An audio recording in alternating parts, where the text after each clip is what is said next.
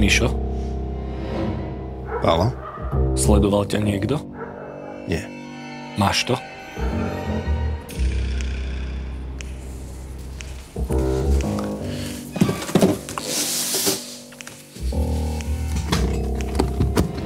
Mamma mia. Koľko za ne chceš? Čo ponúkaš?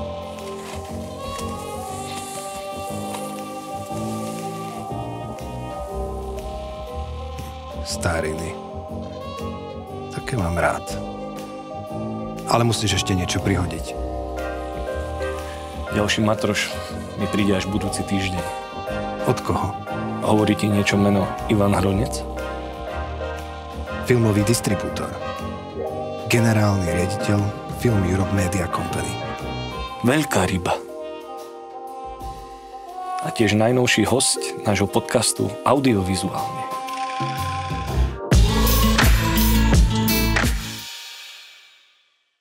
V štúdiu vítame Ivana Hronca. Žiadalo by sa mi povedať filmového distribútora, ako sa dočítame v rôznych rozhovoroch s vami, ale keď sme sa tak rozprávali, alebo keď si tak človek o vás prečíta viac, zistíme, že toto pomenovanie nie je úplne presné. Že ten ekosystém, v ktorom sa pohybujete, ten distribučný ekosystém, ten nákupcovský ekosystém je pomerne širší a pomerne širšie je aj vaše pôsobenie. Vedeli by ste sa predstaviť vy, ako by to bolo správne, ako by sme vedeli zahrnúť celé vaše pôsobenie v rámci tohto ekosystému? No to je zákerný úvod. Sám sa mám predstaviť. Dobre, skúsim to.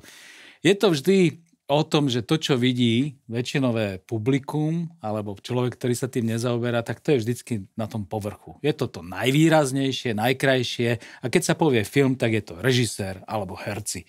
To väčšinové publikum, čo chodí do kina, predovšetkým alebo na streamovacích platformách, tak to vidia.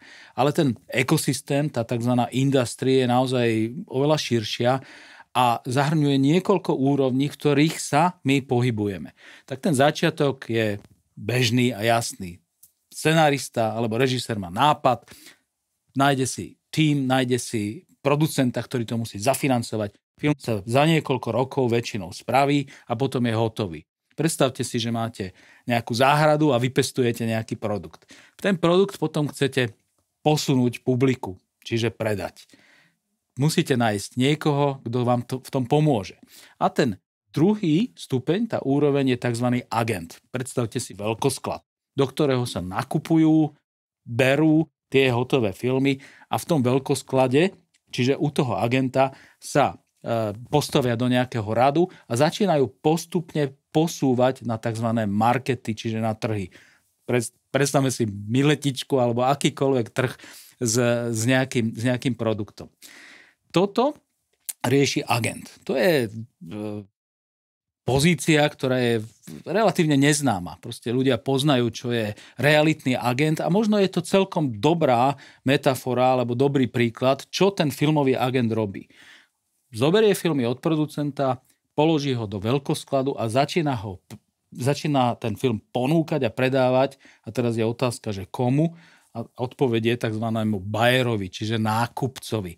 A tam už začíname pôsobiť. My nakupujeme filmy na filmových trhoch, nakúpime ich pre našu mediálnu spoločnosť a potom ich postupne do jednotlivých úrovní distribučne ponúkame konečnému divákovi alebo odberateľovi. Aké tie úrovne sú? Prvá úroveň, ktorá je už verejnosti známa a už to eviduje verejnosť, sú festivaly.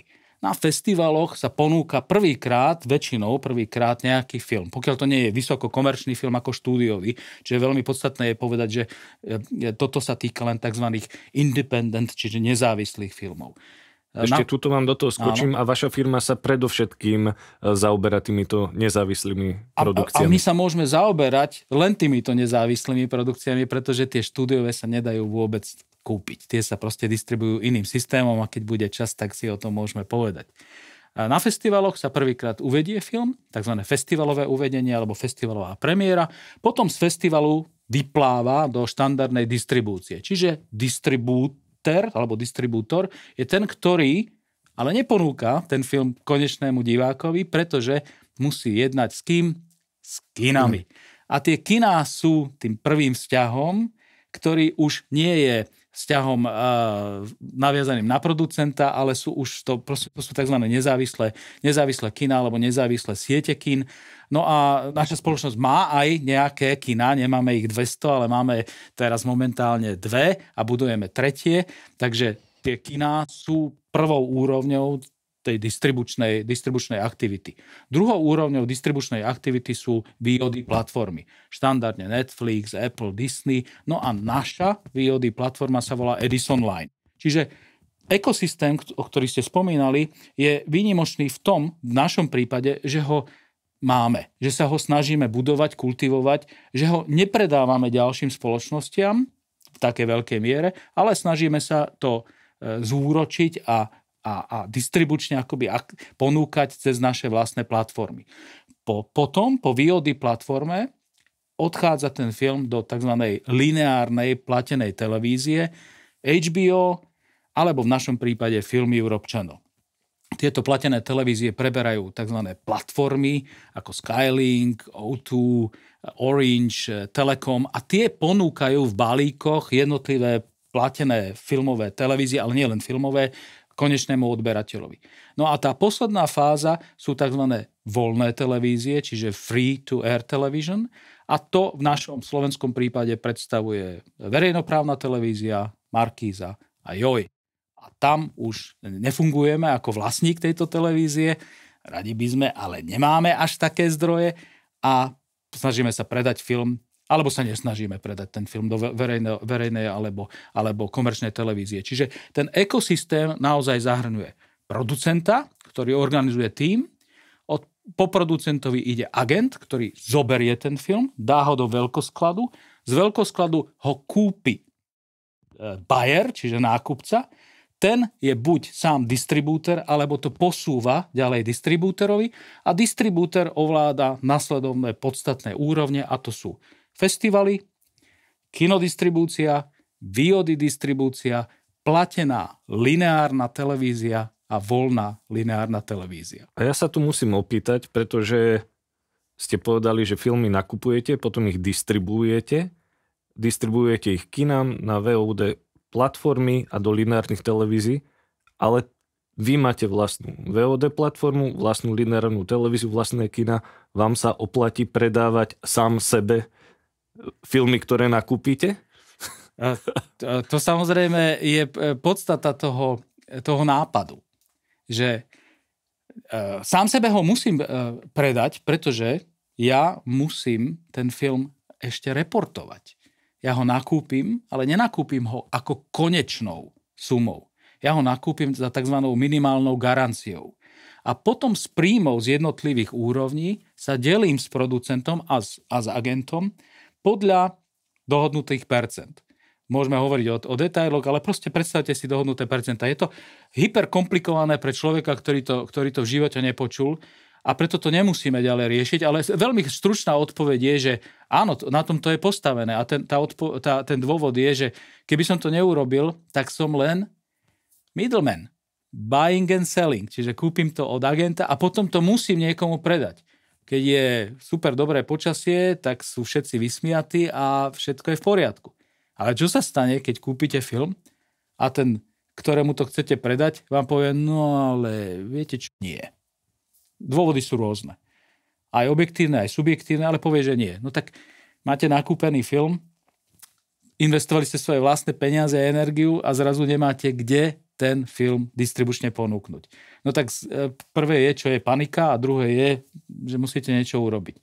No a to, že musíte niečo urobiť, nás skutočne pred tými 10 rokmi v podstate prinútilo k tomu, že sme sa stali takýto distribútor z ekosystému. To som sa chcel opýtať, že či, keď ste spomínali, že to je vlastne špecifický model, možno aj v rámci Európy, že či ste od začiatku chceli mať tento model, alebo vás to proste prostredie, tie súvislosti k tomu nejak prinútili?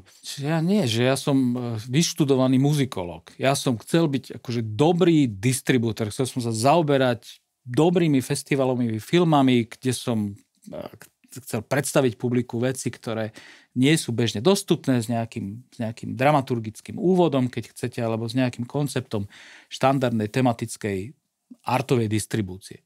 No ale to môžete robiť len v systéme, ktorý funguje.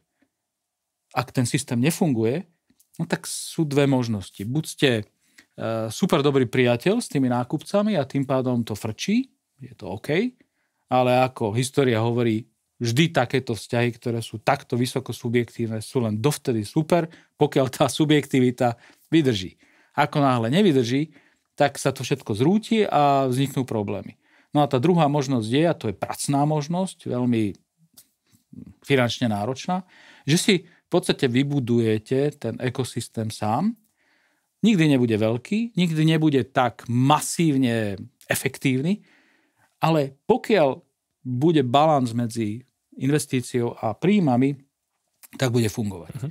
No čiže teraz, keď sa ma na to pýtate, tak tá odpoveď je, že vlastne my sme naozaj vlastne z donútenia. Dobre, a tak buďme pri tomto veľmi konkrétni, ak môžeme, lebo keď sa bavíme o systéme, ktorý nefunguje, bavíme sa asi o systéme, o trhu na Slovensku alebo v Československu. Môžeme to takto nazvať? Viete čo, ja si myslím, že toto... A hlavne akoby v súčasnom svete, ktorý sa, ako viete, proste nie, že mení, ale najskôr bortí, zrúti a potom sa z neho niečo stane, tak toto začína byť problém skoro všade. Že tie systémové väzby, ktoré boli vybudované, ktoré roky fungovali a kde sme si povedali, že sú objektívne, hoci boli subjektívne, vymení sa minister, hej? Vymení sa sponzor hlavný, alebo sponzor si povie, že nie. Kino si povie, že nie. Festival si povie, že nie. Toto všetko sa môže stať. My sme si mysleli, že to má takú akoby, že pevnú oceľovú väzbu, ktorá sa nedá rozbortiť a nemá. Čiže mysleli ste si, že budete mať komu tie filmy ponúkať. Áno. A no viete, to sa stalo v podstate hneď od začiatku ešte za tzv. Dobrých časov. Takže že áno, že to ma prekvapilo, musím povedať. Ja som si myslel, že sa kúpi film, fajn, že proste budeme mať 10 filmov, pôjdeme na festivaly, festivaly nám zaplatia férovú sumu a potom to ponúkneme do multiplexov, však sa hovorí, multiplex je o tom, že ponúka viacej možností.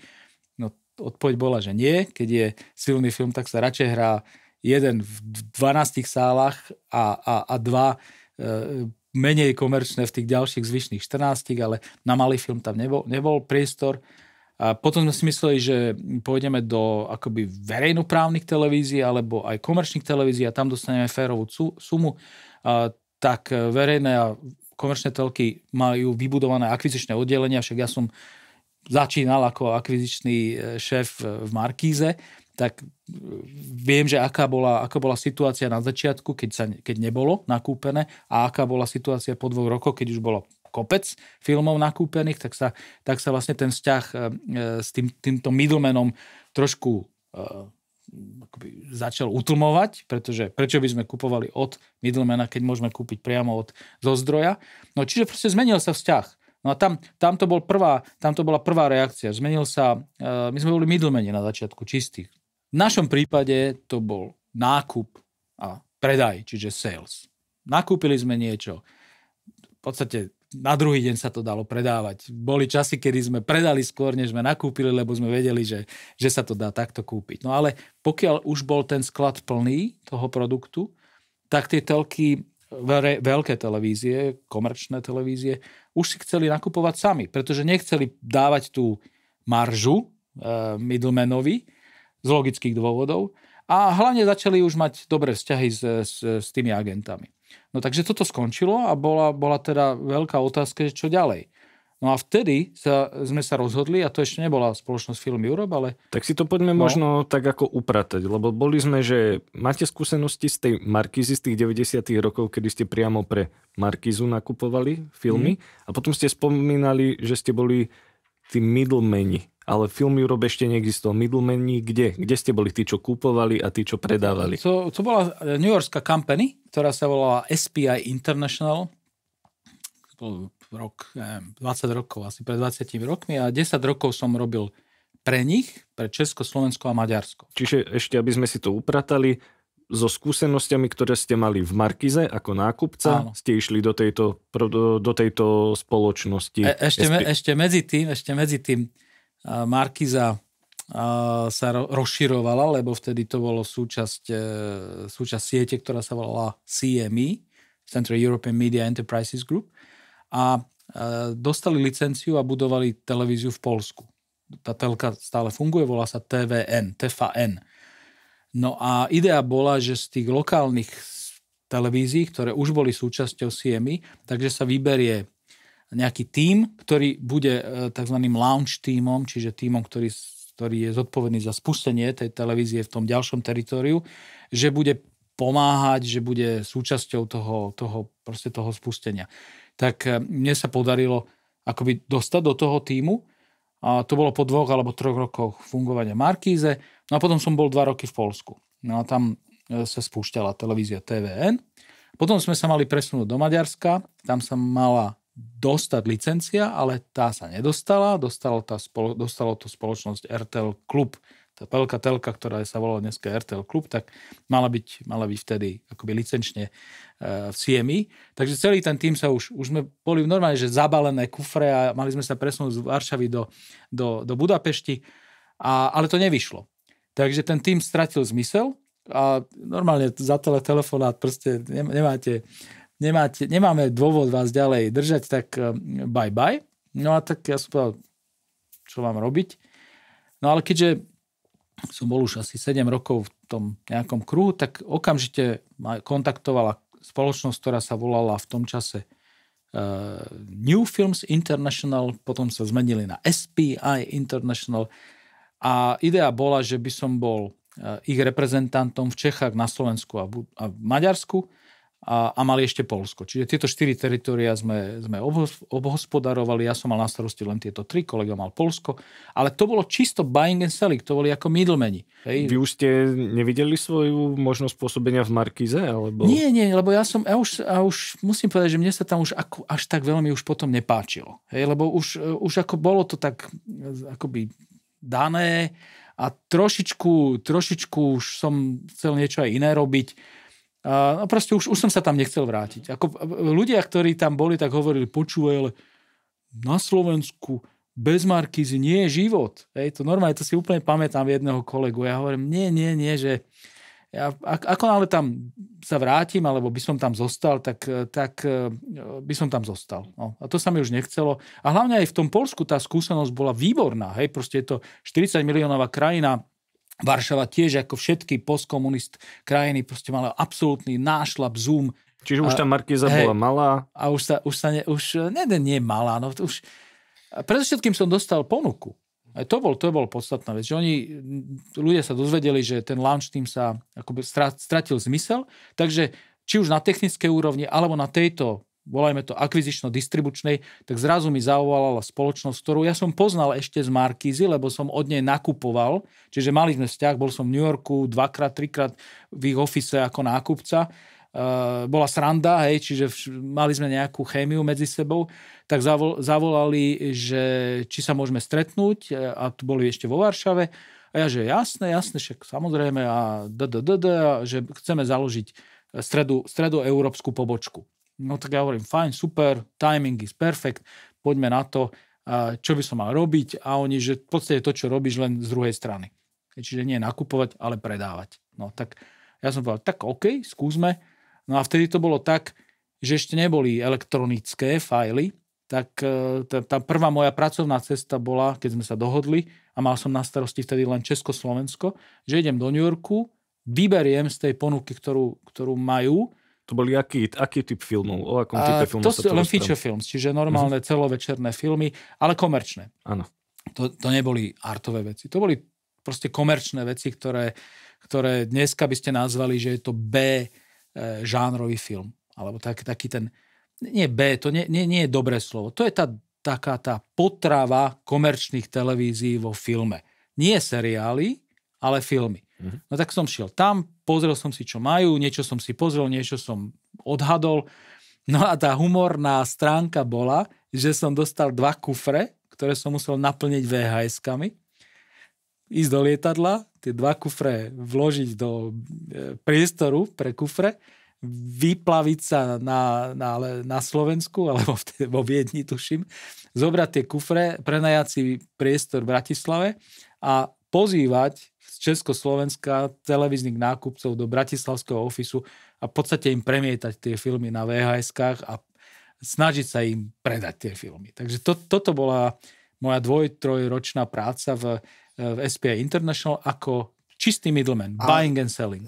SPI International má televízne stanice ako Filmbox a ďalšie? Áno, to sa ale stalo trošku neskôr. Potom sa pridala akoby maďarská časť, čiže mal som na starosti aj Budapešť.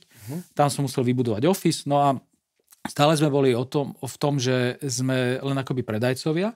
A potom prišiel problém, pretože už sa to nedalo tak jednoducho robiť. Proste v televízii mali nakúpené a už nemali prázdne sklady a už si začali vyberať a už začali vyberať aj medzi tými, kto im to môže predať. Čiže nad zlatými časmi sa začalo zmrákať. A to bol presne tak, ako vždy pri nejakom, keď chcete, až ľudskom vývoji, že to crisis implies solution. Že ako náhle príde kríza, tak sú 2 možnosti. Buď vás položí, alebo vás prinúti nájsť nejaké riešenie. No a vtedy to prvé riešenie neboli telky, ale kinodistribúcia.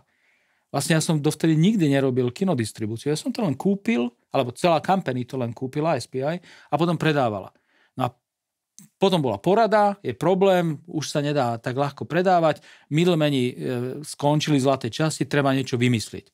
No a v Poľsku vtedy už mali nápad, že idú robiť vlastnú kinodistribúciu. V Československu mi to ešte zakázali a Maďarsku tiež. A pardon, to sa bavíme o období zhruba po 2000? Toto je okolo roku 99, 2000, 2001. A približne v novom miléniu sa rozhodlo, dobre, tak treba vybudovať kinodistribúciu. No a odpoveď moja bola, no ale to nemôžeme robiť s B-filmami, tie, ktoré kupuje telka. To musíme robiť s filmami, ktoré sú ktoré oslovia kina. No a vtedy sa kúpil prvý veľký Miramax balík. A čokoláda, Vreskot, čo tam bolo proste, Dracula 2000 a proste takéto tieto independent silné filmy. A vtedy to boli silné filmy, naozaj. Proste tie dokázali vzbudiť záujem divácky a hlavne naplniť kina. Čokoláda bol absolútny úspech. To malo skoro 100,000 divákov. Potom si pamätám, že film Ozóna, 8 žien, tiež 50-60 tisíc divákov v Čechách, okolo 20 000 na Slovensku. Čiže bola to komodita, ktorá sa zrazu začala správať dobre a nezávisle vo vzťahu ku televíziám, lebo začala generovať nejaký príjem. No a až potom, keď aj tieto kiná začali mať problémy s tým, že takéto typy filmov, čiže trošku stále mainstream, alebo teda takto, stále artové, ale trošku viac divácké, tak ich začali potláčať dole, pretože už mali problém s tým, že to nebola istota. No a zopakovala sa situácia. Opäť sme išli do New Yorku, sadli sme si a začali najskôr plakať, že je problém a potom sa rozprávať, čo s tým problémom robiť ďalej. No tak prišiel nápad, no tak sakra, musíme pokračovať ďalej, tak správame televízie. A ja hovorím, že zase bláznili, v živote nerobil televíziu, viete si to predstaviť, teda robil som televíziu, ale nie technicky. Ale si pamätám odpoveď, môj šéf Lony sa povedal, no ale však toto si mi hovoril aj pri kinách, ani kiná si nikdy. No tak super, fajn, bye. A ešte to bol taký nápad, že dobre, tak buď pridáme ďalšie teritorium, čiže pôjdeš do Ruska, Ukrajiny, alebo Severnej Afriky, to mi tak úplne takto mi to povedal, že buď pôjdeš ďalšie teritória pridávať, lebo tam sa ešte nenaplnili sklady, čiže musíš robiť to isté, čo si robil tu len v iných teritoriách, alebo spravíme televíziu a budeš robiť televíziu. Tak hovorím, OK, zostávam, tak robíme telku. A vtedy sa spustil Filmbox. Produkt, ktorý sa reálne vybudoval v garáži na Matuškovej 10 v Bratislave.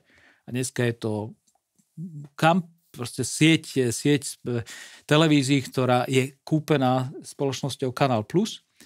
No a vybudovali to ľudia v Bratislave. Čiže v podstate tu sa dajú odsledovať všetky aspekty, ktoré ste neskôr aplikovali aj do vlastného podnikania. No presne tak. A potom prišla práve tá ten ďalší rozvoj. Hej? Tie telky sa spustili a začali sa multi. Proste z jedného Filmboxu boli 2, 3. A opäť bola otázka, že čo s Filmboxami ďalej? No a opäť z New Yorku prišla taká dobrá propozícia, že treba ich začať predávať do Severnej Afriky. A ja hovorím, Loni, to už mi nehovorí, ja tam nejdem, však ja sa pozri na mňa, kto mi uverí, že ja som z Afriky. A ja hovorím, tak do Ruska, tam ti všetci uveria. Úplne si pamätám, že si z Ruska. Ja hovorím, dobre, ďakujem ti pekne. A tam aj doteraz sa nedá robiť biznis inak, než tak, že máte middlemana, ktorý vám proste reálne urobí nejaký vzťah s tým, kto vám ten produkt ako zoberie. No jednoducho je tam vysoká korupcia a je to súčasť toho systému. No a ja už som v tom nechcel byť a už viem, že tam už sa proste boli také aj idei, že by sme mali robiť aj erotické kanály a ježišmarja, tak to už fakt nemôžem. To už si nemôžem dovoliť fakt akoby z nejakej vlastnej proste pozície aj ľudskej. Tak som mu povedal, že rozíďme sa v dobrom. A ja som vtedy vlastnil značku Filmbox, aj proste infraštruktúru, tak sme sa proste dohodli na nejakej sume, na nejakej cene. A vyplatený som bol, mal som nejaký podiel v tej veľkej kampani, ten som predal, no a z tých peňazí, ktoré som dostal, tak sme založili Film Europe. Tým by som pekne ako keby nadviazal, založili sme Film Europe Media Company, začali sme teda kupovať a distribuovať filmy, lenže museli sme teda to portfólio rozšírovať kvôli čomu? Čo sa stalo? Prečo to nešlo len tak jednoducho? Prečo sme nemohli zostať len pre distribučnej spoločnosti, ktorá nakupuje filmy? No tá idea bola naozaj, že z tej žánrovej akvizície sa dostanem k festivalovej akvizícii a k európskej tvorbe. A tu sa musím ale priznať, naozaj, bez mučenia, že je to paradox, ale to bolo skôr ekonomické rozhodnutie, než nejaké akoby intelektuálne, keď chcete. A to rozhodnutie bolo založené na tom, že to nikto nerobil. Že vlastne nebola company, nebola spoločnosť, ale ani v Európe, ktorá sa fakt vyslovene sústreďovala na európsky film. Vlastne európsky film bol súčasťou a je súčasťou nejakých distribučných spoločností, ale v tých začiatkoch my sme exkluzívne kupovali len európsky film. A európsky film neznamená EÚ, ale 50 plus štátov geografickej Európy, aj tzv. Transkontinentálov, čiže Kazachstan, Turecko a tak ďalej.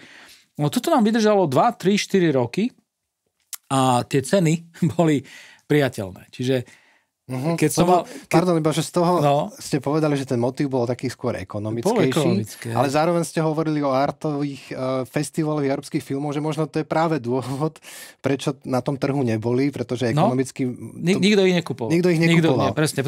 To boli na tej prvej úrovni festivaly, tie prišli a normálne so zavretými očami povedali toto, k ním prišlo v podstate zadarmo. Potom prišli televízie, verejnoprávne, len verejnoprávne, čiže nebol žiaden iný subjekt, ktorý to kupoval. Tiež skoro so zavretými očami povedali, toto chceme a za naozaj veľmi akoby malé peniaze to dostali. A do tých kín sa ani nedostávali filmy takéhoto charakteru, alebo veľmi zriedka. A keď áno, tak v takých akoby veľmi výnimočných akoby veciach. Vtedy artový film bol Pulp Fiction. Hej, proste Pulp Fiction predstavoval taký ten akoby štandardný nie hollywoodsky film. A európsky film Kolia. A čo bol vtedy tento mainstream? Lebo sme sa bavili, že v tých 90 rokoch to boli ešte ako keby také dozvuk tých 80 rokov, tie francúzske filmy. A potom 2000, že na čo tak fičali diváci? Tak ale na všetkých tých brandoch, ktoré stále sú. A to je práve na tých sequeloch, ktoré stále poznáte. Že Batmani. Okay, že... Proste normálne, klasické brandy, ktoré sú. Ale my už sa teraz nachádzame v roku tak 2009-2010, kedy vy zakladáte Film Europe. No tam ešte stále tá dierka na trhu bola, že to nikto nebral a zároveň tu nebola infraštruktúra na to. Tá prvotná miskalkulácia bola, že keď už bude produkt, tak sa štruktúra sama vytvorí. No a to je hlavne v malých teritoriách. A to vidíte aj vo všetkých aktivitách. To nie je tak. Je pre tie malé teritoria A malé teritória, keď hovorím, tak to sú teritória okolo 10 až 15 miliónov. Hej, čiže aj Česko je malé teritorium. Aj proste, hovorím, krajiny, ktoré majú okolo tých 10. Maďarsko. Pri Poľsku tam už máte vždy alternatívu. Hej, to je aj tá moja skúsenosť bola veľmi dobrá v tom, že to veľké teritorium vám dá alternatívu a nedá sa tak ľahko zmonopolizovať ako Česko, ako Slovensko, ako Maďarsko. A tá moja miskalkulácia bola na tom, že keď budem mať dobrý produkt, tak to ponúknem na stôl a všetci povedia, fajn, super, tak výborne, tak ideme ho kúpovať. No a to sa nestalo. Zrazu sme mali problém uplatniť náš vlastne víťazov Cannes v Karlových Vároch alebo v iných festivaloch. A ten dôvod nebol len taký, že to nechceme, ale ten dôvod bol ekonomický. Hej. Predtým sme to mali skoro zadarmo a teraz chceš od nás proste fíčko.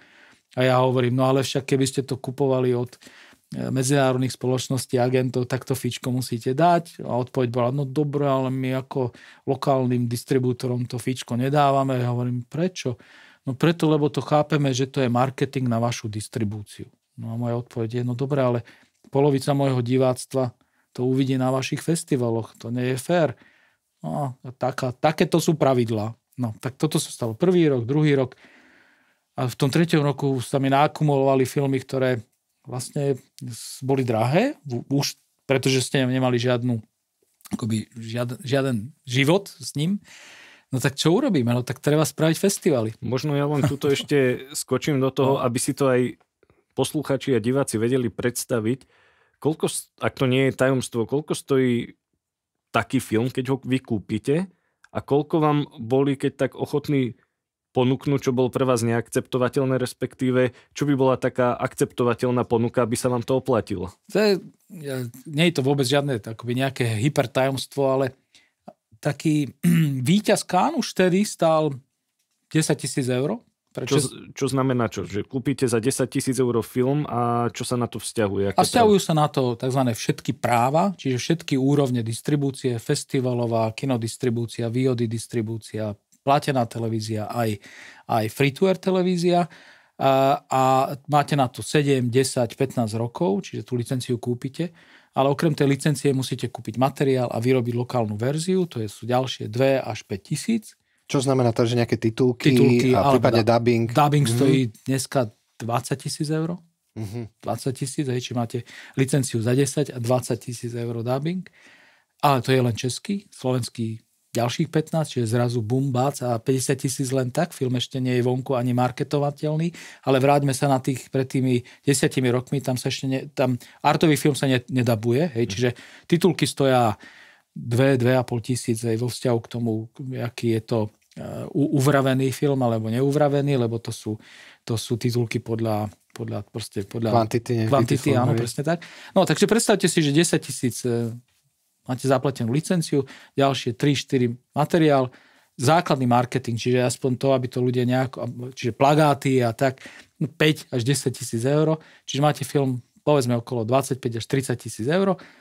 No a potom chcete od festivalu, čo je akoby naša cena, nejakú tú 1000, hej, keď je to premiérový film, ktorý dostal cenu, lebo ten festival samozrejme má mať nejakú ambíciu vlastne tie ocenené filmy dávať.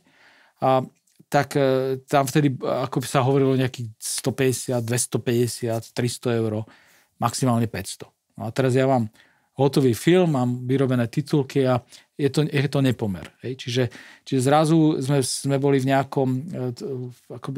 nejakej situácii, ktorá nebola OK. Hej, v tomto aby som to teda zhrnul, že festival ponúkal, koľko ste hovorili, 500? No, cca. Vtedy ešte to bolo, že 200. 300, hej. No. A potom, tak ten štandard aj teraz je 500, 600, 700. A my sme chceli za víťazný film, sme chceli 1500, ale s dodaním materiálu aj titulkov. No a tam vtedy vznikol clash, že a ne. No tak OK. Tak jeden rok, druhý rok, tretí rok. A potom sa zrazu akumulovali filmy, ktoré v podstate to artové publikum chcelo, lebo sa začalo vypisovať, že kde sú a tak ďalej, proč to tady není a tak ďalej. No tak v 2014 sa spustil B2 Cannes.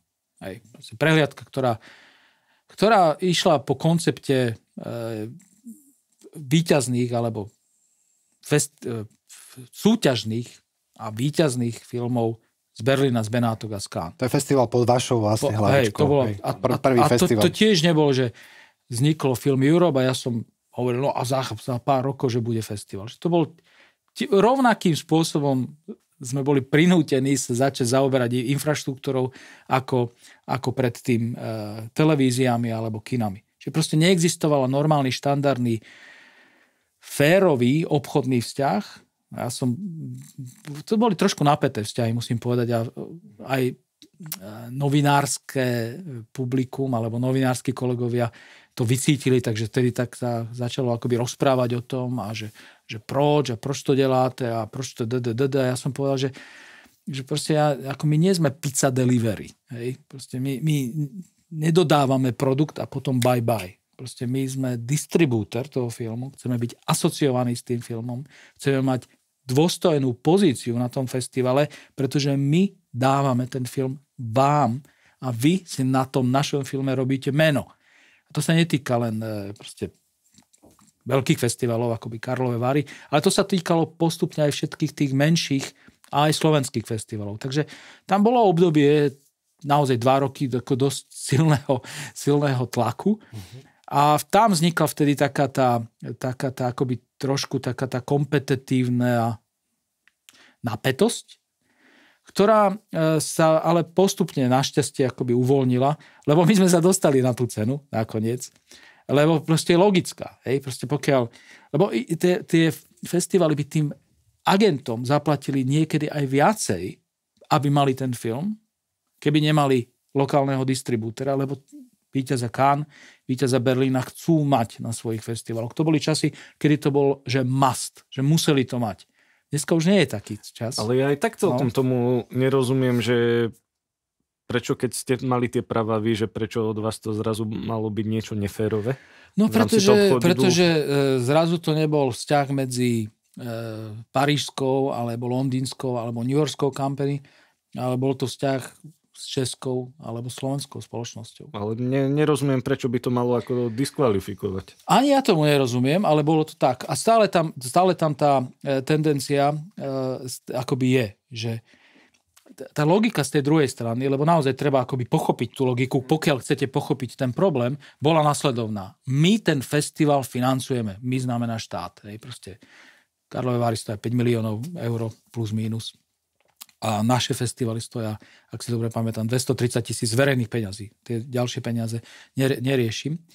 Takže my akoby do toho vkladáme náš marketing, vy tam vložíte film, my ten marketing prelejeme na váš film a vy si potom tie svoje príjmy zrealizujete v štandardnej distribúcii. To platilo v tých 90-kách možno. Ale potom už nie. Pretože keď je artový film v štandardnej distribúcii a dosiahne 3, 4, 5 tisíc divákov, hovorím v Česku, 2,5 tisíc divákov, 3 tisíc divákov na Slovensku, tak sa to považuje za úspech. No a v Karlových Varoch, keď vám zahrajú 3-krát film, jedenkrát vo veľkej sále, čo má 1200 divákov, potom v ďalších sálach, čo má 350, alebo tak nejako. Čiže zrazu tam máte polovicu potenciálneho príjmu out. Aha, čiže oni v podstate sa vnímali, že vám robia reklamu. A ja som to vnímal, že mi kradnú publikum. Áno. A to je žiaľ, to stále je akoby tá linka tohto napätia stále nezmizla. Každý si myslí, že donáša na ten stôl alebo prináša na ten stôl viac, než ten druhý si myslí, že má. A ešte ma napadá, aby som úplne rozumel tým vzťahom, že tie festivaly teda nakupovali tie filmy od vás, alebo respektíve od nejakých distribútorov, že či nebola nejaká akože kratšia cesta to nakúpiť priamo od nejakého priamejšieho zdroja. No nie, lebo keď máte všetky práva, tak máte aj tzv. Non-theatrical, čo zahrňuje festivalové právo. Čiže vy ako all rights distribútor a vlastník všetkých práv máte v zmluvne deklarovanú možnosť rozhodnúť, kde ten film bude uvedený premiérovo festivalovo. Čiže ja keď som povedal, že XY festival, tak už ten agent, producent, teda agent sa už do toho nestaral, producent sa niekedy staral, pretože dostal pozvanie na ten festival skôr, než si vybavili práva od nás. Tam vznikli humorné situácie, že pamätám sa z Viagince, nie Zvegence, počkaj, Ložnica, písal, Ivan, how it is possible, a ja mu hovorím, tak look, I mean, zaplatili sme už za to, dostal si svoje fíčko, teraz ho potrebujem ja späť, tak nám nebudem sponzorovať sakra najväčší festival v Česku ešte svojimi vlastnými peniazmi, však akože sa spamätajme všetci. Ja povedal, OK, I understand. No. Čiže priamo tvorcovia sa na vás obracali. A snažili sa pušovať. A to sa stáva sem tam ešte aj teraz. Ale už som taký, že akoby otrlejší v tomto. Inak mimochodom, preto je dobrý ten agent, lebo je to vankúš medzi mnou, režisérom a tvorcami toho filmu. Vy má iný vzťah trošku ako k tomu filmu, chladnejší. Áno, lebo vy ste to aj tak povedali, keď sme mali taký rozhovor ešte pred týmto nakrúcaním, že keď stretnete producenta, tak utekáte, že chcete rozprávať sa s agentom. To nie je dobre. Ako proste takýto je svet. No, takto to povedať. Keby bol iný, tak ja som kvalifikovaný sa rozprávať s tým producentom, tvorcom, scenáristom, dramaturgom. Ja som to vyštudoval. Mňa to najviacej baví. To je to, čo je, a dokonca by som povedal, je to paradox, je to môjim koníčkom v tomto celom industry biznise. Ale pokiaľ hovoríme o podmienkach, tak rozprávať sa s producentom, ktorý 5 rokov robí film, 3 roky robí film, celý svoj 3-ročný fokus dáva tam a zrazu sa to dostane do nejakej premiéry, ktorá potom vytvorí kritickú reakciu, ktorá nie je veľmi príjemná, priateľná a ten človek zrazu vidí, že sa mu tá 3-ročná práca takto búra dole späť a potom prídu nejakí distribútori, ktorí podľa neho nedajú tomu filmu dostatočný dôraz, tak proste sú tu ľudia, logicky sú z toho nie OK. Čiže tá citová zaangažovanosť pre ten biznis alebo vyjednávanie nie je ideálnou prímesou.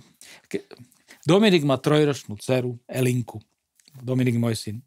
A keď s ňou niečo rieši, tak jeho manželka, oni hovoria, ale takéto sú pravidlá.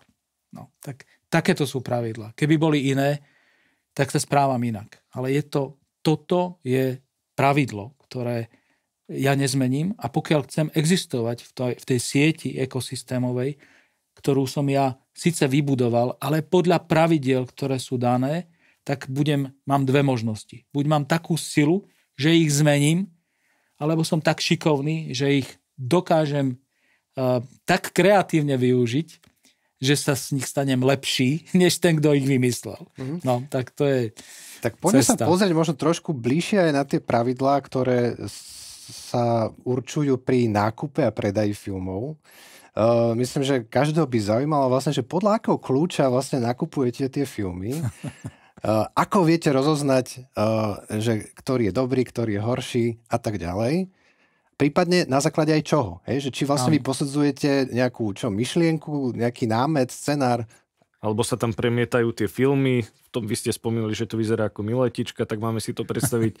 Prídete k stánku a tam beží film a oni vám ukazujú, pozeráte sa na tie obrázky a vy kupujem.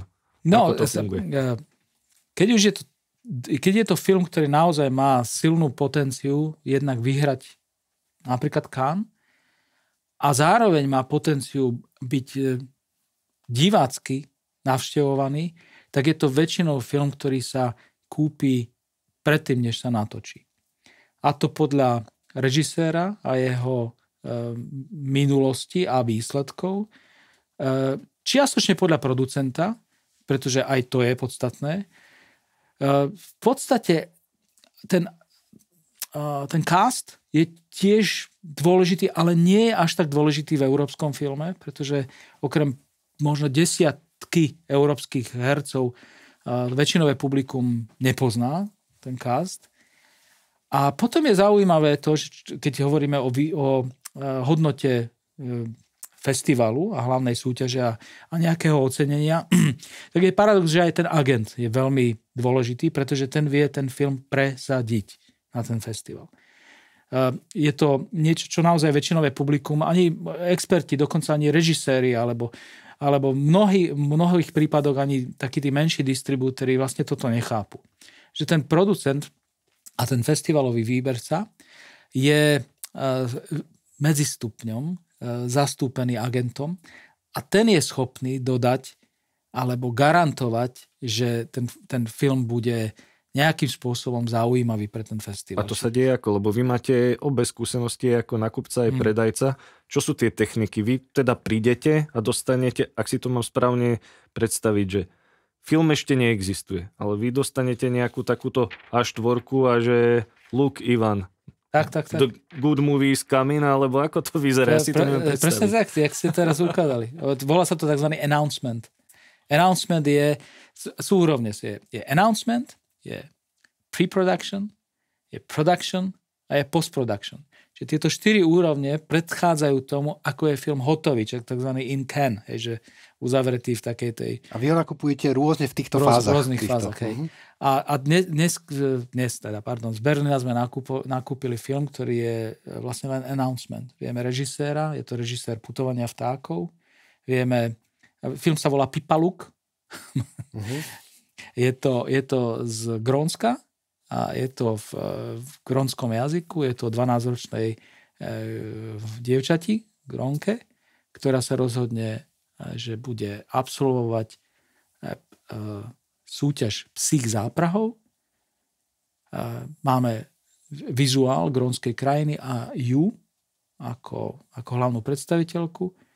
Máme budget, ktorý tam je, 6 miliónov. To je všetko.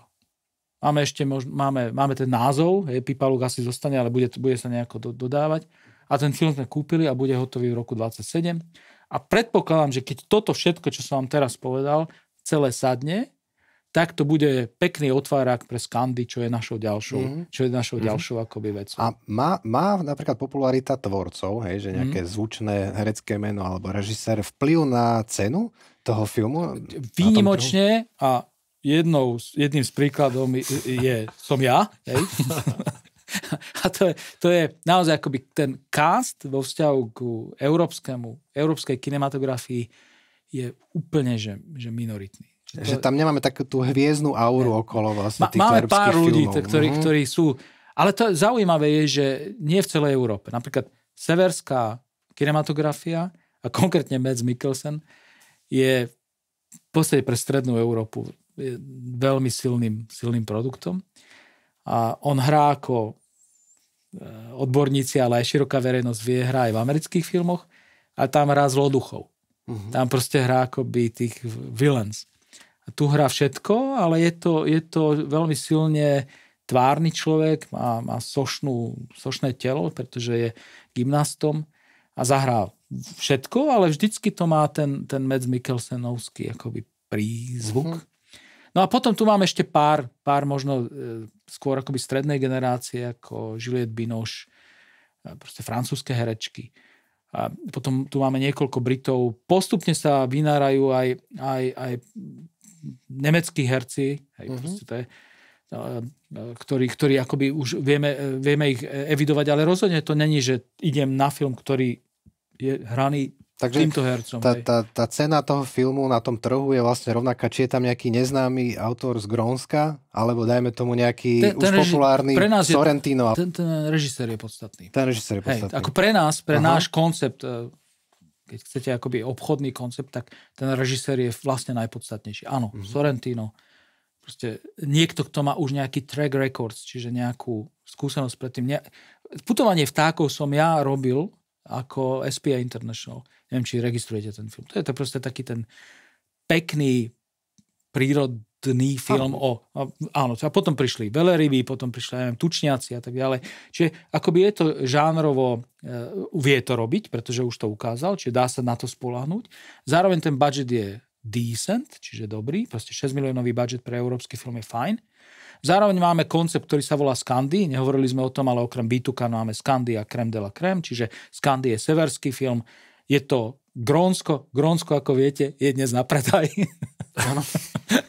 čiže je to aj... Spolu s filmom si môžete kúpiť aj čiže v úvodzovkách dúfam, že to tak sa nestane, ale ako vidíte mi tým pádom trošičku do tej mojej akoby distribučno buyers hlavy, že trend je tvoj friend. Hej, pokiaľ sa proste o Grónsku hovorí, no tak je to super dobré mať o Grónsku film.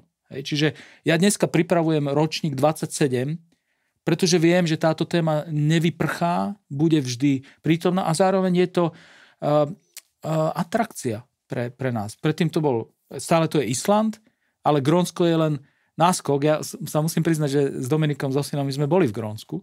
Čiže boli sme priamo v tom kotli, v úvodzovkách dnešnom. A je to úžasná krajina a je to zároveň nielen atrakcia, ale trošičku aj taká tá, že snová nedosažiteľnosť. Hej. Čiže aj s týmto sa počíta pri tej našej komunikácii. A vidíte, tieto elementy takto vložíte do takého mažiarika alebo hrnca, začínate to takto točiť, no a potom príde ešte ten element, ktorý je nepríjemný, a to je tá cena, no a tam sa začne. Hej. Proste, no teraz vy reálne musíte zariskovať. A keď hovorím zariskovať, tak v našom prípade sú to naše rodinné peniaze, doslova. Proste my nemáme nejaké veľké akoby verejné peniaze. Hej, v tom našom rozpočte je to dneska medzi 10 až 15%, takže nie je to signifikantná. Je to podstatná časť, ale nie je to signifikantná časť. A hlavne tú cenu musíte zaplatiť skôr, než dostanete príjem buď z kina, alebo... Aká je tá priemerná cena? Priemerná cena, keď som začínal, tak naozaj víťaz Cannes sa dal kúpiť do 5 000 eur. Dneska víťaz Cannes stále môžete kúpiť aj za túto cenu, ale musíte to kúpiť vtedy, keď to nikto ešte nevie a nepozná to. Ale ako náhle je k tomu filmu pridaný už režisér, ktorý má takýto track records, tak ste v 10, 20, 30 tisícovej úrovni. Pokiaľ hovoríte o filme ako Substancia a Emilia Pérez, ktoré sú veľké filmy a sú naozaj, alebo Anora, tak hovoríte o 70, 60, 50, v niektorých prípadoch 80 000. A keď hovoríte o filmoch ako Monte Cristo, čiže stále akoby európsky film, teraz sa announcoval sa Phantom Opery. Company francúzska, Phantom Opery, budget veľký, tak sa vás opýtam, čo si myslíte, čo na malého distribútora vytiahli, keď som si dovolil sa opýtať na to, že za čo to môžem kúpiť pre Československo. To je tzv. Asking price. Čiže to, čo... Tak ja tipujem tých 80 000. Dobrý tip. Tak keď už je to povedané, že je dobrý tip, tak aj ja poviem 80 000. Ale dajme to, že 82 000. Výborná cesta. 150. 150 sme dvojnásobne nad tými substanciami a podobne. Neskutočné. Presne. Čiže filmy, ktoré majú nejakú tematickú brandovú rezonanciu. Eiffel, hej, Monte Cristo, jak som hovoril. Monte Cristo, ktorého ste videli, alebo teda ste videli, že bol v kinách minulý rok. Tak toto je úroveň a tam my vlastne akože unikáme už stať. Ale už tie spoločnosti, ktoré takto dávajú tzv. Asking price, tak to už není moja liga. Lebo tých 150 až 200 000 je môj ročný budget. To je môj ročný budget. Vy musíte za ten budget teda zaplniť, čo aby sme si ešte predstavili, lebo máte tie festivaly, ktoré sme už spomenuli, B2 Cannes, Scandi a Crème de la Crème. To zahrňa koľko filmov vy musíte ročne naplniť? Veľmi, veľmi cieľavedome a racionálne sme si povedali, že sa to každá táto prehliadka festivalová bude mať 10 premiér, 10 filmov. Čiže 10 je 30 na ročnej báze. No ale keďže máme televízie a keďže televízie sú lineárne, čiže každý týždeň musia priniesť nejakú novinku, tak sa vás opýtam, koľko máme týždňov? 52. Veľmi správne. Vy máte nejaký iný typ? Nie. Tak plus 2. Ako niekedy menej. 51. Tak ideálne musíme nakúpiť 52 filmov do premiéry, ale nie všetky do filmovej premiéry. Takže na trh chodíte s balíčkom peňazí veľkým asi... Teraz som robil súpis minulého roku a tiež som si myslel, že to je 150 a bolo to skoro 200, 220. A to sú len licencie. No ale však logicky, 52. Povedal som, že priemerka, keď je 52 a priemerka je 5000, čo je super priemerka, no tak 52 krát 5. A to je, že to vlastne tá 5 v úvodzovkách je super cena. Ako často vlastne chodíte na tie trhy v rámci roka? Boli časy, keď na začiatku, keď bola ešte nenakúpené, keď sme mali, tak ja som bol 2-krát za mesiac niekde. A to doteraz si pamätám, že začal som v Paríži. Potom to bol tzv. Uni-France Rendezvous.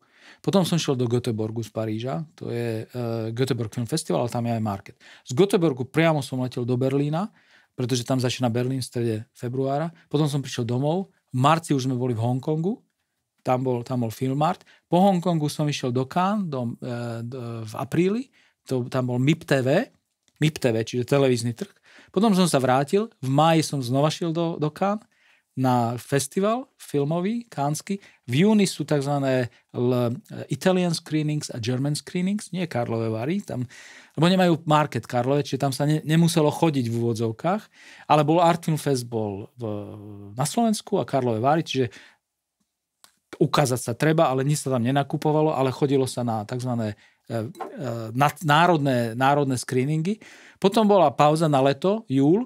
Na konci júla už bol august Locarno. Na konci augusta bol Benátky. Po Benátkach bol MIP, alebo MIPCOM, to je, tuším, október.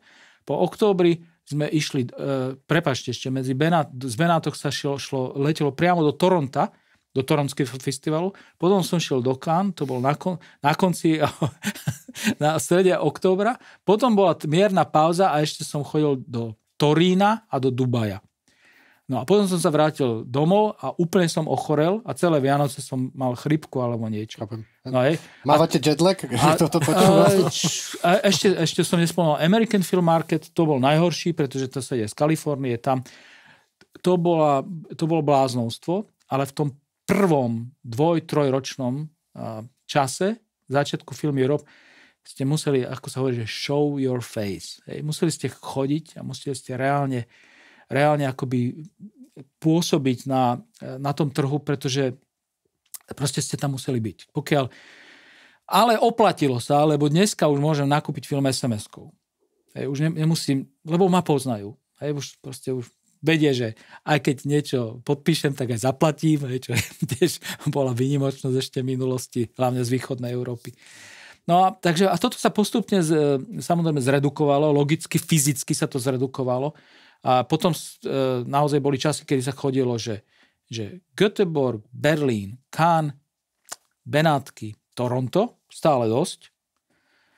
Potom som pustil Toronto, lebo Benátky väčšinou ukazujú to, čo v Toronte je.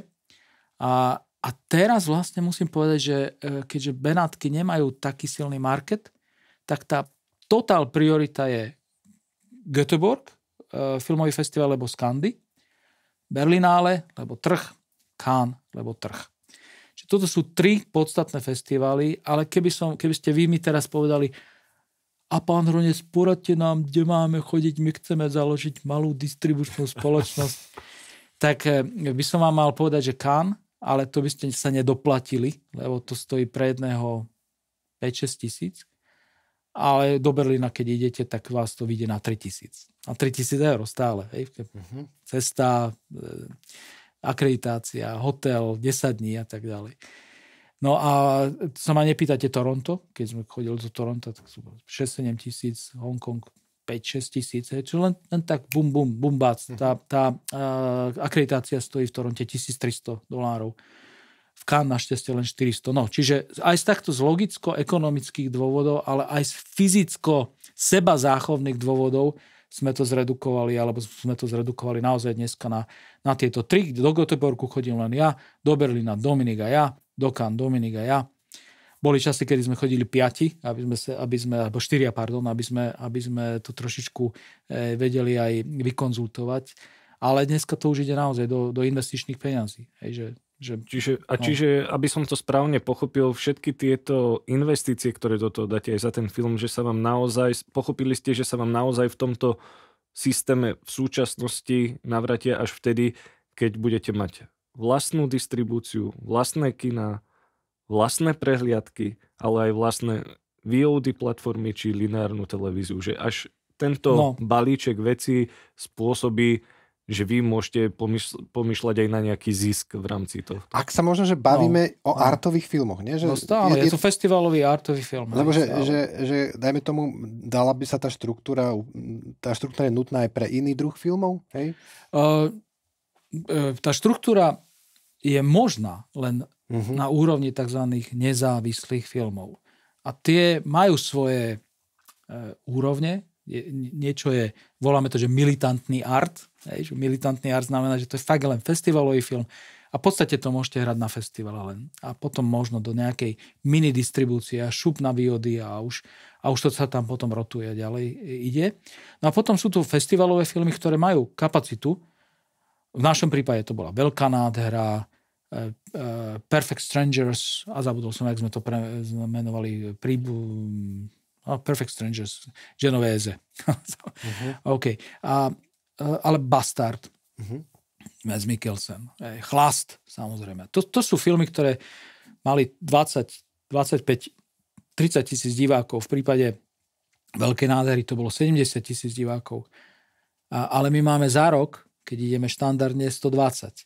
V Česku 120, na Slovensku nejakých 20, 30 tisíc, 40 tisíc niekedy viac, niekedy menej. Čiže keď sa dostaneme na 150 tisíc na Československo, tak je to akoby dobrý rok.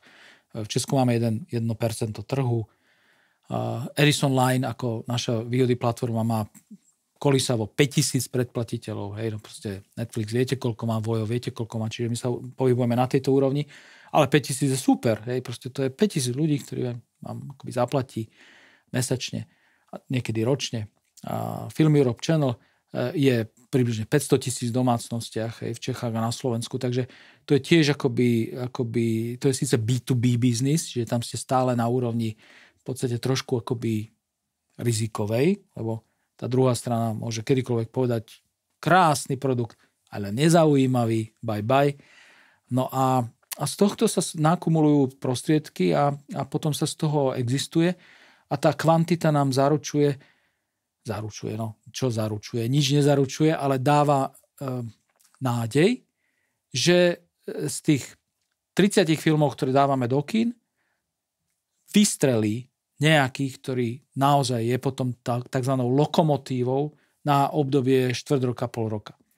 No a paradoxne, prvé mesiace, prvé týždne tohto roka sa lokomotívou stal Flow, Mačacia Odisea, litovský animák o mačke, čo ide na lodi, kde sa nehovorí. Pred rokom Dominik Hronec prišiel v Berlinále za mnou a povedal: "Tati, chod sa pozrieť na ten film." Ja hovorím: "Neotravuj ma, čo, kde je, v akej súťaži, litovský animák, koho to bude zaujímať? Skús, uvidíš." Tak som skúsil, ani som ho nešiel pozrieť. Išiel som za agentom, hovorím: "Flo." A on sa povedal: "No, to nikto nechce." Tak OK, tak možno sa dohodneme. Toto ti to pribalím, ti to k Armandovi, sme sa kúpili Armanda. Čiže tu máš Flo, bumbác. Hej, zrazu to má 20-25 tisíc divákov, funguje to na úrovni ocenení. Čiže tuto máte aj odpoveď, že naozaj ste si mysleli, že vám úplne sofistikovaný algoritmus poviem. Show your face znamená, že ste aj na mieste. A že šťastie praje pripraveným. Proste máte tú možnosť, viete, kto to má, viete sa rýchlo dohodnúť, viete to urobiť aj tak, že OK, nemusíme mať teraz zmluvu, podpíšeme si verbálne a už potom to dodržiate. Že v podstate je to aj ľudský vzťah, biznis, keď chcete. No, tak. A keby bolo teda tak idealisticky sa zamyslím, keby bolo teraz to prostredie zdravé, ideálne, no. Túto sieť, ktorú ste si vybudovali, by ste z nej začali postupne uberať, alebo si teraz tak spätne uvedomujete, že v podstate je dobre, že to takto dopadlo, že tieto veci máme a ešte by ste možno k nej niečo pridali. Možno tuto by sme si mohli povedať aj, aké sú ďalšie plány, ktoré máte.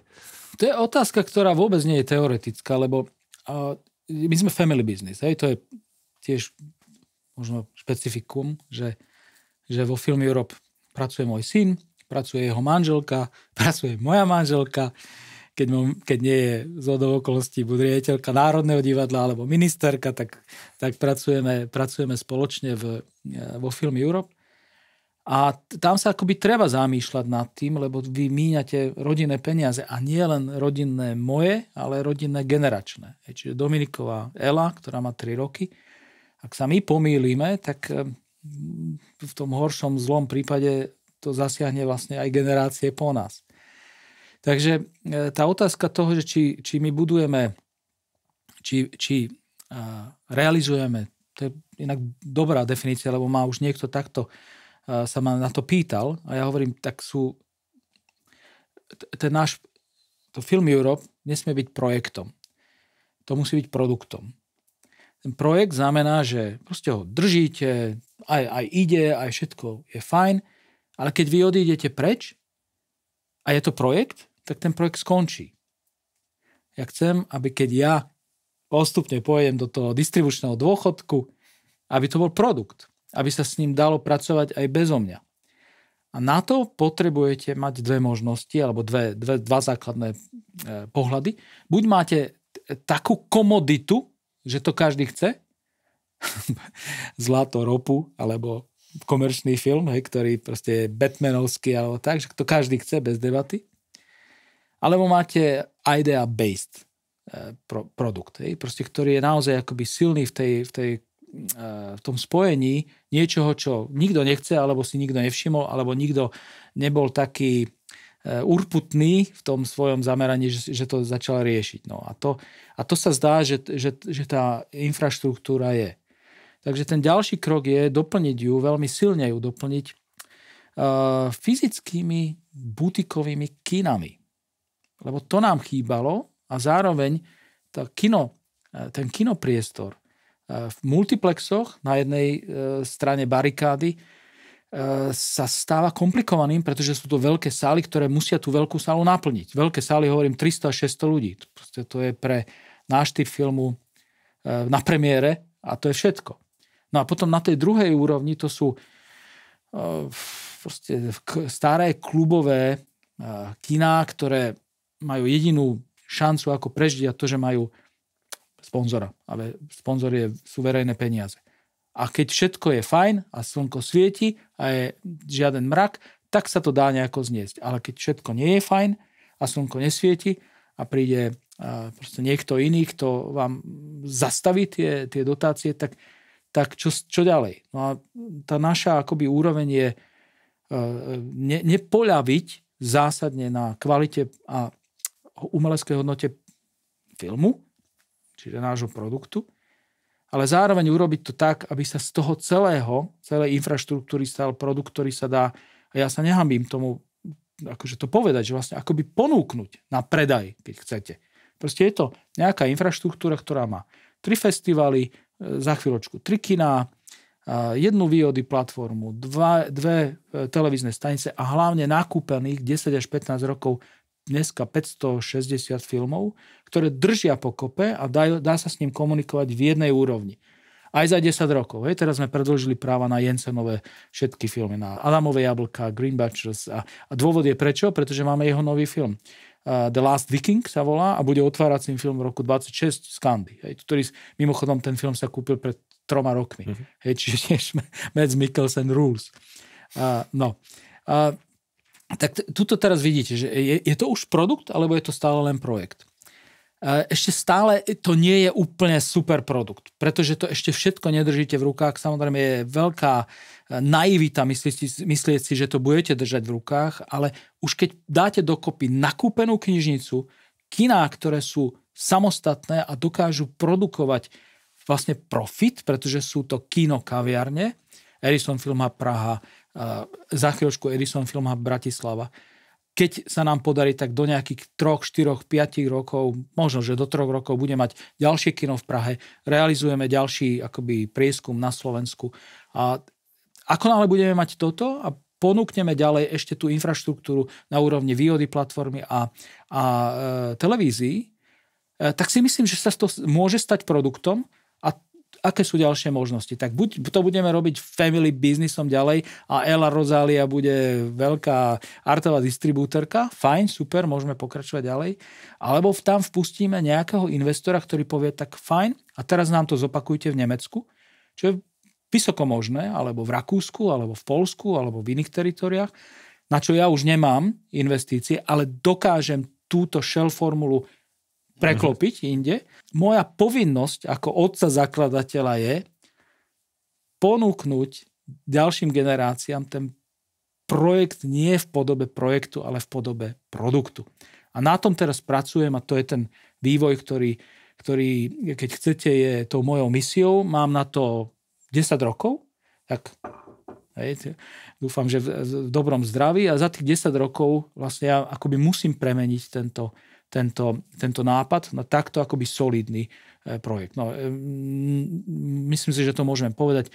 Naozaj teraz je mojou misiou, je to smiešné až dokonca, ako dokončiť kino v Bratislave a vlastne začať budovať kino v Prahe. Druhé. Inak je to veľmi povzbudzujúce, takto si povedať, že takúto víziu, že vzniknú v dobe, kedy všetko sa presúva do toho digitálneho priestoru, že práve naopak vzniknú. Ale my sme hybridom. To je ešte tiež veľmi podstatná vec. Vlastne tie hybridy všade frčia. Všimnite si, proste autá sú hybridné. Ten hybrid ako koncept, koncept niečoho, čo ten frame nemá. Je to proste, idete napravo, lebo sa vám tam urobí priestor, idete trošku tam, idete hore, idete dole. Vy ste fluidní v tom svojom priestore a to sa buď môže nazvať hybrid, alebo sa to môže nazvať crisis implies solution. Proste vy nemôžete zastať v tej svojej aktivite, inak ste závislí na jednom zdroji, ktorý keď bude, je fajn, keď nebude, skončíte. A keďže Film Europe, aj naše zameranie alebo založenie dokonca od začiatku nebolo, že sme grantomani, deti kapitána Granta, ktorí dostávajú peniaze a to je jediná vízia, ako vlastne prežiť, tak sa musíte starať. A pokiaľ sa staráte, tak vám to dáva nezávislosť. Pokiaľ vám to dáva nezávislosť, tak je to dobrý život. Pretože vám, teraz prepáčte, že to tak poviem, idioti nemôžu zrušiť projekt ani produkt na druhý týždeň. Môžu, pokiaľ sa tým budú zaoberať niekoľko mesiacov a rokov.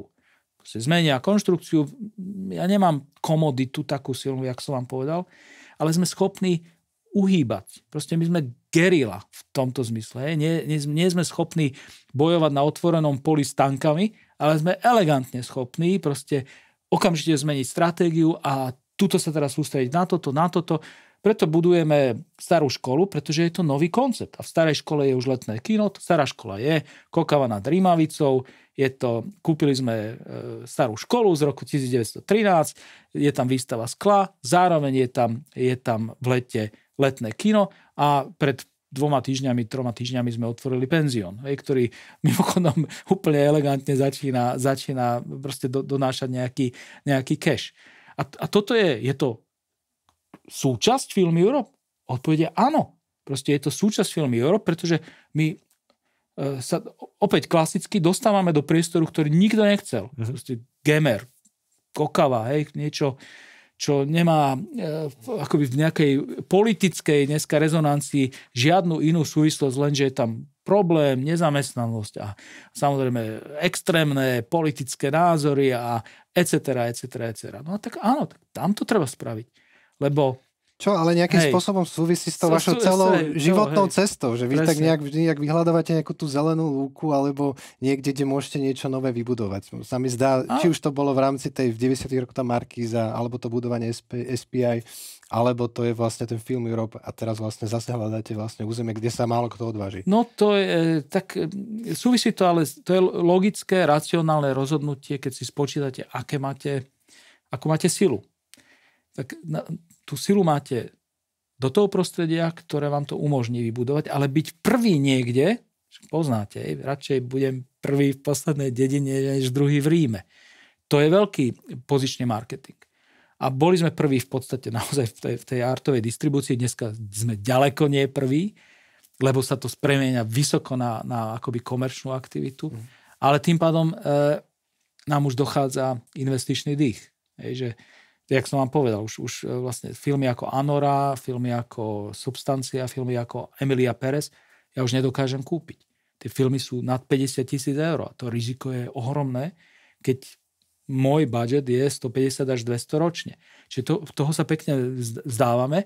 A aj Bitukan, čiže prehliadku, ktorá bola dedikovaná týmto filmom, dneska už premieňame na filmy, ktoré sa nám páčia, dokážeme ich kúpiť a zároveň majú nejakú divácku rezonanciu. To, čo sme doniesli z Berlína, je dobrým príkladom toho. No, tak nejak tak. Tak ja možno len na záver nášho rozhovoru, lebo čas sa nám už kráti, že myslím si, že toto bolo také pekné memento aj s tými zelenými lúkami.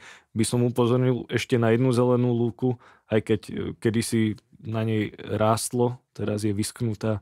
Keby ste prišli s jedným kinom do Trenčína, budem za to veľmi rád, budem mať kam chodiť takéto filmy pozerať, ale...